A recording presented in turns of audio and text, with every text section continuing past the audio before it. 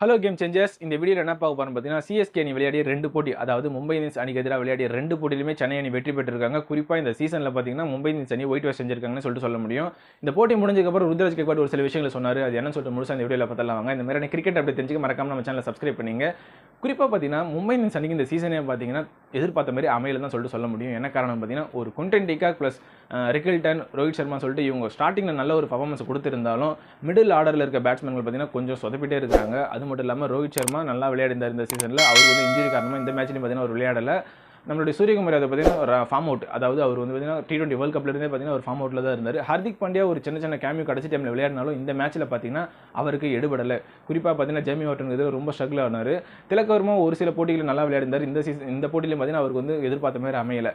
So இதெல்லாம் பார்த்தீங்கன்னா காரணமாக தான் இருக்க முடியும் மும்பை இந்தியன்ஸ் அணிக்கு. இதெல்லாம் பார்த்து அவங்க வந்து மீண்டு வருவாங்கன்னு சொல்லிட்டு நான் நம்புகிறேன்.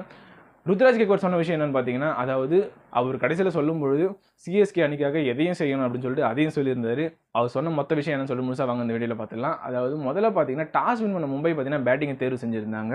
பேட்டிங்கை தேர்வு செஞ்சு 20 ஓவர் முடியல பார்த்தீங்கன்னா 159 ரன்கள் 7 விக்கெட் இழப்புக்கு எடுத்திருந்தாங்க. சிஎஸ்கே அணி ரிப்ளைடு பார்த்தீங்கன்னா 18 ஓவர்லேயே பார்த்தீங்கன்னா 160 ரன்கள் 2 விக்கெட்டுகள் மட்டுமே இழந்து 160 ரன்கள் எடுத்து 8 விக்கெட் வித்தியாசம் பார்த்தீங்கன்னா வெற்றி பெற்றிருந்தாங்க.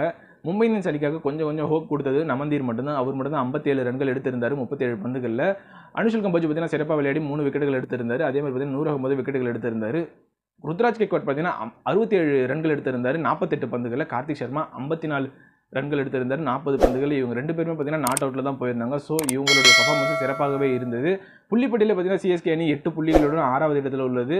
9 போட்டி விளையாடி 4 வெற்றிகள் மட்டுமே பெற்றிருக்காங்க. 5 தோல்வி அடைஞ்சிருக்காங்கன்னு சொல்ல முடியும். அதேமாதிரி மும்பை இந்தியன்ஸ் அணி பார்த்தீங்கன்னா 9 போட்டிகளை விளையாடி 2 வெற்றி மட்டும் தாங்க பெற்றிருக்காங்க. 7 தோல்வி அடைஞ்சிருக்காங்க. 9வது இடத்துல இருக்காங்க. சுத்தமாக சொல்லணும்னா இந்த போட்டி மட்டும் இல்லாமல் இந்த சீசனே பார்த்தீங்கன்னா மும்பை இந்தியன்ஸ் அணிக்கு ரொம்ப டவுன்ஃபாலாக தான் இருக்குன்னு சொல்ல முடியும். இந்த போட்டி முடிஞ்சதுக்கப்புறம் ருத்ராஜ் கேக்வாட் சொன்ன விஷயம் என்னன்னு சொல்லிட்டு வாங்க முழுசாக இந்த வீடியோவில் பார்த்துலாம். அதாவது இந்த போட்டி பார்த்தீங்கன்னா நல்ல முறையில் தான் ஆரம்பித்தோம். ஒரு வீரர் பார்த்தீங்கன்னா நாங்கள் கடைசி வரைக்கும் நின்று விளையாட வேண்டும், அதுதான் வந்து எங்களுடைய பிளானாகவே இருந்தது. பவர் பிளே வந்து எங்களுக்கு ஏற்ற மாதிரி நாங்கள் மாற்றி அதுக்கேற்ற மாதிரி நாங்கள் விளையாடி பவர் பிளேவை எங்கே வசப்படுத்தியிருக்கோம் அப்படின்னு சொல்லியிருந்தாரு. பிச்சின் தன்மையை புரிஞ்சு அனுஷுல் கம்போஜ் பார்த்தீங்கன்னா சிறப்பாக விளையாடி 3 விக்கெட்டுகள் எடுத்திருந்தார். அவர் வந்து சிறப்பாக விளையாடி பந்து சேர்ந்தார் அப்படின்னு சொல்லியிருந்தாரு. எப்பப்பெல்லாம் எங்களுக்கு விக்கெட் தேவைப்படுது அப்போல்லாம் பார்த்தீங்கன்னா நாங்கள் நூர் அகமது கொண்டு வந்தோம், அவரும் பார்த்தீங்கன்னா சிறப்பாக விளையாடினார் சொல்லியிருந்தாரு.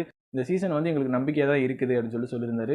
T20 கிரிக்கெட்டில் வந்து பார்த்தீங்கன்னா நம்ம அடிக்கக்கூடிய ஷாட்டுகள் வந்து கேட்சாக மாறும். ஸோ அதெல்லாம் நம்ம நினச்சி கவலைப்படக்கூடாதுன்னு சொல்லியிருந்தாரு. இந்த இன்னிங்ஸ் பார்த்தீங்கன்னா கார்த்திக் சர்மாவுக்கு பார்த்தீங்கன்னா சிறப்பாக இருந்திருக்கும். அவருக்கு ஒரு நம்பிக்கை அளிச்சிருக்கோம்.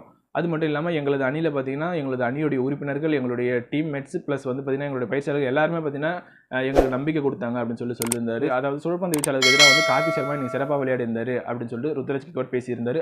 கடைசியாக பார்த்தீங்கன்னா ருத்ராஜ் கேக்வாட் சொன்ன விஷயம் பார்த்தீங்கன்னா சில தவறுகள் நடக்கும் தான், இருந்தாலும் சிஎஸ்கே ஜெர்சிக்காகவும் சிஎஸ்கே ரசிகர்களுக்கும் நம்ம எல்லாத்தையும் செய்யணும் அப்படின்னு சொல்லிட்டு அவர் சொல்லி அவருடைய கருத்தை முடிச்சிருந்தார். இந்த போட்டியில் பார்த்தீங்கன்னா பிளேயர் ஆஃப் த மேட்ச் அவருக்கு வழங்கப்பட்டிருந்தது.